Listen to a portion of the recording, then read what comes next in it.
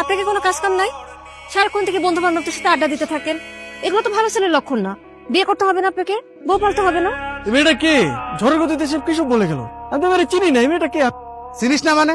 এই সারা এলাকার লোকজন জানে এই মেয়েটা তোরে পছন্দ করে, আর তুই বলছিস যে চিনি না। আচ্ছা, এভাবে আর কতদিন ডুবে ডুবে জল খাবি বলতো?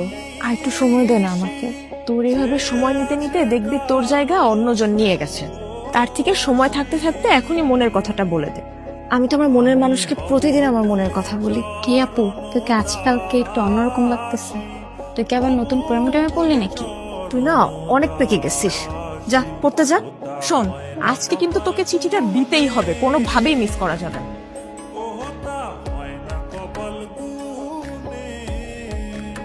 আমি কইছিলাম না মেয়েটা কিন্তু আজকে আইছিল কিছু একটা বলার জন্য। আরে কি বলবে আমারে? এই দিক দিয়ে হয়তো বা যাচ্ছিল, অট্টকল দেখার আগে নেই। আমি শিওর, শুধু শিওর না, অভার শিওর ওই মেয়ে তোকে কিছু বলতে আসছে। কোনো মেয়ে আছে নাকি তোর পছন্দের? তাহলে আমি বিয়ের প্রস্তাব নিয়ে যাই, তোর বিয়ে দিয়ে আমি তোর দুলাভাইয়ের কাছে মালয়েশিয়া চলে যাই। আমার বিয়ে নিয়ে তোমার তো মাথা ব্যথা কেন? আর তোর সমস্যাটা কি বিয়ে করতে আমার সেটা বলতো। দেখো, আমি যখন সময় হবে তখন আমি ঠিকই বিয়ে করবো, তোমার তো টেনশন